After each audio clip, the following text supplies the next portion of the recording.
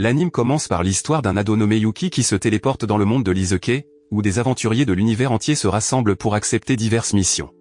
Quand Yuki a atterri dans ce monde, il a subitement perdu une partie de sa mémoire, et tout ce dont il se souvenait, c'était son nom. C'est alors qu'une fille aux cheveux blancs du nom de Kokoro Natsume est venue vers lui et lui a dit qu'elle avait reçu une mission, basée sur une prophétie d'une certaine Amet, qui consistait à le protéger. Quand Kokoro a rencontré Yuki pour la première fois, elle a immédiatement préparé un plat de riz aux algues et l'a partagé avec lui. Alors qu'ils dégustaient leur repas, deux loups étranges ont soudainement surgi et les ont attaqués. Elle pensait que ces loups étaient les premiers ennemis qu'ils devaient affronter, alors elle a demandé à Yuki d'essayer de les vaincre.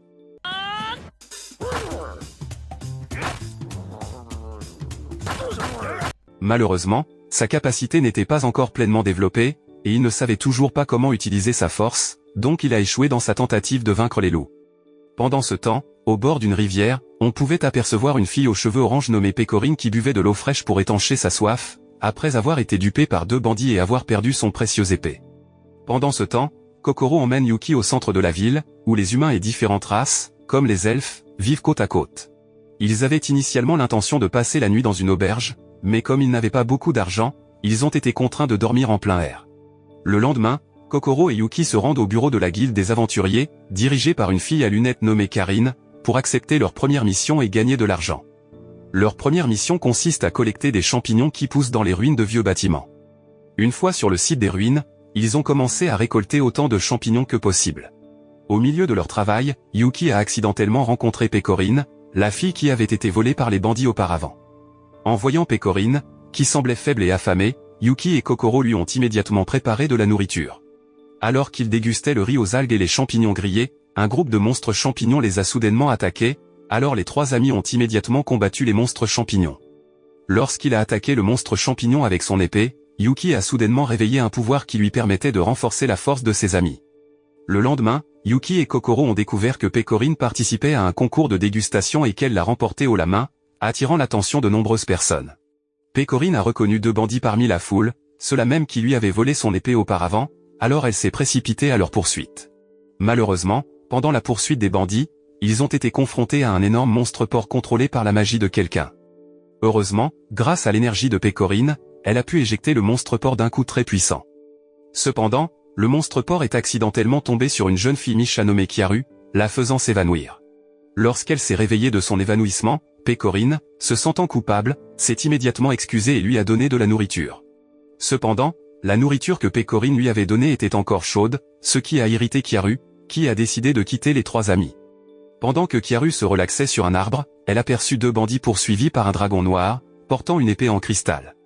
Elle avait entendu parler du vol de l'épée de Pecorine, alors elle comprit immédiatement que c'était son épée. Kiaru se rendit directement auprès de Pecorine et des autres pour leur dire que, cette fois-ci, le bandit qui avait volé son épée avait été emporté par un dragon. Kiaru les aida en leur montrant le chemin de la vallée où le dragon noir avait établi son repère. Yuki tenta d'attirer l'attention du dragon pour qu'il relâche les deux bandits, mais le dragon l'avala plus tôt. Pendant ce temps, Kiaru contrôla secrètement le dragon en utilisant son livre de magie pour le faire devenir encore plus violent. Il s'avère que depuis le début, son véritable objectif était d'attaquer Pecorine, car sa mission était de la tuer. Après de nombreux efforts, Pecorine et Yuki parvinrent enfin à arracher l'épée du corps du dragon, et elle retrouva sa puissance. Avec la puissance extraordinaire de l'épée en cristal, elle put terrasser le dragon noir d'un seul coup d'épée. Après la mort du dragon noir, ils découvrirent un trésor d'or immense, et les deux bandits les remercièrent de les avoir sauvés. Ce jour-là, Pecorine décida de créer une guilde avec Yuki et Kokoro comme membres, tandis que Kiaru refusa de les rejoindre et partit. En chemin, Kiaru semblait contrariée d'avoir échoué dans sa tentative d'attaquer et de tuer Pecorine. Par la suite, elle rencontra son chef dans un temple et reçut l'ordre d'annuler la mission visant à tuer Pecorine. Dès lors, elle ne fut chargée que de surveiller Pecorine et d'enquêter sur sa véritable identité. Un jour, alors que Yuki se promenait au milieu de la ville, il rencontra accidentellement une jeune fille démon empoisonnée par une potion. Il pensa que la jeune fille démoniaque avait faim et lui donna du riz aux algues pour qu'elle se rétablisse avant de partir. Peu de temps après, alors qu'il marchait avec Kokoro, ils rencontrèrent Kiaru qui observait Pecorine depuis l'extérieur de la fenêtre. Il s'avéra que Pecorine commandait tous les plats du restaurant jusqu'à épuisement des stocks de nourriture. Heureusement, le restaurant disposait encore de quelques ingrédients pour préparer de délicieux plats, ce qui leur permit de continuer à manger ensemble. À ce moment-là, Yuki proposa à Kiaru de rejoindre leur guilde et de mener des missions d'aventure ensemble, mais elle refusa leur offre. Le lendemain, alors que Pecorine travaillait dans un restaurant, un homme corpulent et grossier provoqua une scène en injuriant les clients et en blessant la main du propriétaire du restaurant. Heureusement, elle avait d'excellentes compétences culinaires et put temporairement remplacer le chef du restaurant. Quelques jours plus tard, Kyaru accepta enfin l'offre de Yuki de rejoindre leur guilde d'aventuriers, et ils commencèrent à enregistrer les membres de leur guilde au bureau des aventuriers. Karine leur confia alors leur première mission, explorer différents types de plats et les savourer ensemble. Malheureusement, leur guilde étant encore relativement nouvelle et leurs membres peu nombreux, ils reçurent un vieux bâtiment très sale comme base.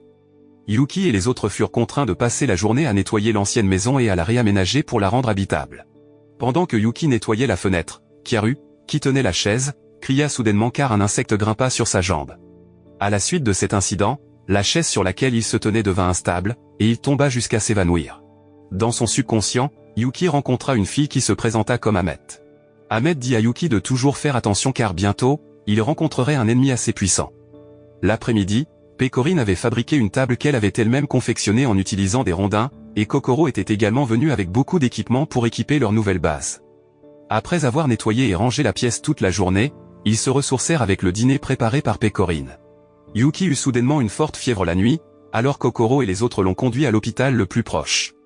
Cependant, l'hôpital qu'ils ont visité avait l'air étrange et suspect. Chaque infirmière et médecin de l'hôpital était habillé comme un magicien et se comportait de manière anormale. Lorsque Yuki fut emmené dans la salle de traitement, l'atmosphère devint tendue, et plusieurs patients avaient l'air effrayés et essayaient de fuir les lieux. Cependant, le patient fut attrapé par une fille démon nommée Eriko, que Yuki avait précédemment aidée, et il s'avéra qu'elle travaillait comme infirmière à l'hôpital. Tout au long de la journée, elle ne cessait de penser à lui, et depuis leur première rencontre, Eriko était convaincue que Yuki était destiné à être avec elle. Cette nuit-là, lorsqu'elle retourna à l'hôpital, elle se rendit dans la chambre où Yuki était traité et s'approcha de lui, l'effrayant. Le lendemain, Kyaru, Kokoro et Pecorine se préparent à rendre visite à Yuki à l'hôpital et à lui préparer de délicieux plats. Pecorine pensait que Yuki s'était peut-être déjà rétabli et amélioré, mais en réalité, il avait l'air tourmenté et effrayé à cause de la fille démon obsédée par lui. Pecorine et les autres se précipitèrent immédiatement à l'hôpital après avoir appris que l'hôpital qu'ils visitaient était un faux, construit par un groupe de méchants aventuriers qui voulaient mener des expériences sur leurs patients. Après être arrivés à l'hôpital, ils s'infiltrèrent secrètement pour sauver Yuki et l'éloigner de cet endroit. Bien que ce ne fût pas facile au début, ils réussirent enfin à le sortir de l'hôpital et à le confier à un vrai médecin. Quelques jours plus tard, après que Yuki se soit rétabli, ils commencèrent à voyager et à entreprendre leur première mission ensemble. En chemin, ils se reposèrent et campèrent près de la rivière tout en dégustant la viande préparée par Pecorine. Ils passèrent également la nuit à savourer les fruits qu'elle avait cueillis, des fruits qui pouvaient rendre ivre quiconque les mangeait. En voyant leurs actes loufoques, Kokoro fut émue car elle avait rejoint le groupe pour une aventure ensemble. Le lendemain matin, lorsqu'ils se réveillèrent, Yuki fut soudainement enlevé par un monstre chien géant. Heureusement, une fille timide aux cheveux verts nommée Aoi apparut et le sauva du monstre chien. Après cela, elle les aida, lui et ses amis, en leur donnant des indications pour qu'ils puissent arriver à leur destination en toute sécurité. D'un autre côté, il y avait un groupe d'aventurières composé de 3 filles nommées Shiori, Mahiru et Ayane. En chemin, elles furent soudainement attaquées par une ombre mystérieuse capable d'imiter leur apparence et leur force. Elles semblaient avoir du mal à vaincre le monstre de l'ombre, et Shiori, qui ne pouvait plus résister, fut engloutie par le monstre de l'ombre. Pendant ce temps, Mahiru et Ayane survécurent à l'attaque du monstre de l'ombre et arrivèrent à l'endroit de rassemblement du groupe d'aventuriers. La faible Mahiru informa également les autres de l'apparition du monstre de l'ombre afin qu'ils restent toujours vigilants. Yuki se rendit dans la forêt avec d'autres membres de la guilde et la sœur aînée de Shiori, Hatsune, pour enquêter sur le monstre de l'ombre. D'autre part, une armée de monstres de l'ombre apparut également dans la zone résidentielle, effrayant les citoyens qui s'enfuirent pour se mettre à l'abri. Pecorine se battait avec acharnement contre Shiori et l'armée de monstres de l'ombre pour protéger les habitants de la colonie. Pendant ce temps, Yuki et les autres devaient encore affronter une femme de l'armée royale nommée Christina. La bataille était si intense que Yuki parvint à éveiller son pouvoir pour augmenter la capacité magique de ses amis et attaquer Christina ensemble. Cependant, toutes leurs attaques combinées ne suffirent toujours pas à la vaincre. Heureusement, elle ne poursuivit pas le combat et décida de les quitter. Lorsque Pecorine commença à être submergée par la difficulté de vaincre le monstre de l'ombre seul, Kyaru vint immédiatement à sa rescousse en libérant une puissante magie. Yuki et les autres étaient également arrivés dans la zone résidentielle pour aider Pecorine à sauver Shiori de l'influence de la magie du monstre de l'ombre. Après avoir vaincu le monstre de l'ombre, ils entreprirent diverses missions pour obtenir des récompenses en nourriture. Un jour, Kyaru suggéra de prendre une autre mission offrant des récompenses autres que de la nourriture. Yuki et les autres se rendirent au bureau de la guilde des aventuriers à la recherche d'une nouvelle mission avec une plus grande récompense. Karine leur confia également une mission différente de d'habitude, à savoir enseigner à un groupe de nouveaux aventuriers comment accomplir leur mission. Ils rencontrèrent un groupe de jeunes aventurières composé de 3 petites filles nommées Kyuka, Misoji et Mimi. Le soir venu, Kyaru commença à chercher un itinéraire sûr pour aider le groupe de petites filles à trouver le trésor. Pendant ce temps, Pecorin préparait les fournitures et l'équipement nécessaires pour mener à bien la mission. Le lendemain, il fut chargé de guider les 3 petites filles tandis que Pecorin, Kyaru et Kokoro les surveilleraient en arrière-plan. En plein milieu de leur voyage, Yuki et les 3 petites filles furent attaquées par un monstre loup, obligeant Kyaru à utiliser sa magie pour les aider en secret. Après avoir vaincu le monstre loup, Yuki fut soudainement attrapé par un oiseau géant, alors ses amis se précipitèrent pour le sauver. Les 3 petites filles ne pouvaient pas faire grand-chose car la force de l'oiseau géant était trop grande, et elles étaient épuisées après un long voyage. Heureusement, Pecorin parvint à récupérer de l'énergie supplémentaire après avoir trouvé de la nourriture, ce qui lui permit de réveiller sa force et de vaincre l'oiseau géant d'un seul coup. Ainsi, leur mission d'assister le groupe de jeunes aventurières avait été couronnée de succès. Quelques jours plus tard, Yuki et les autres partirent en vacances à la plage pour s'amuser et profiter de la vue sur l'océan. Une fille qui possédait un restaurant les invita à manger dans son restaurant. Bien que la nourriture au restaurant fût délicieuse, peu de clients fréquentaient l'établissement car il y avait des restaurants concurrents proposant d'excellents menus. Entendant cela, Kyaru suggéra que leur groupe aide le restaurant à trouver de nouveaux ingrédients en mer. Mais après avoir cherché divers poissons et animaux marins, ils ne trouvèrent que des ingrédients ordinaires. Enfin, ils virent un calmar géant surgir de sous la mer, traînant une fille au milieu de l'océan. Pecorin et les autres se précipitèrent immédiatement pour subjuguer le calmar géant et sauver la fille. Après avoir réussi à vaincre le calmar géant, Kokoro eut l'idée d'utiliser la chair de calmar géant comme nouvel ingrédient au restaurant. En conséquence, le restaurant qu'ils avaient visité auparavant fut envahi par les clients grâce à leur délicieux nouveau menu. Après que Yuki et les autres eurent profité de leurs vacances, ils retournèrent à leur base et reprirent leur routine habituelle. Un jour, lorsque Yuki et Kokoro visitèrent leur restaurant habituel, ils rencontrèrent une fille voyante nommée Shinobu et le fantôme d'une fille nommée Miyako. Shinobu emmena ensuite Yuki et Kokoro dans son quartier général et leur expliqua que sa guilde essayait de ressusciter une légendaire vampire nommée Ilia.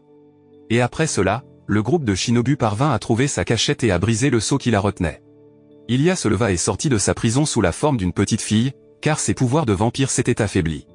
Le lendemain, alors que Yuki et Kokoro dégustaient un repas ensemble, une fille nommée Rino, prétendant être la petite sœur de Yuki, s'approcha soudainement de Kokoro.